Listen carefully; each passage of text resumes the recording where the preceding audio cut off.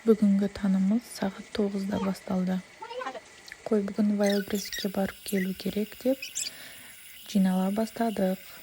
Маған бірінші рет бартер келді. Енді рекламасын түсіріп сендерге көрсетемін. Бірінші қызымды киіндіріп, кетіп қалсам аяғын бетіне салып. Негізі коляскамен барамыз ба деп ойлағанбыз. Сосын күйеуім айтты, сендерді апарып келем, одан кейін жұмысқа кетем деді.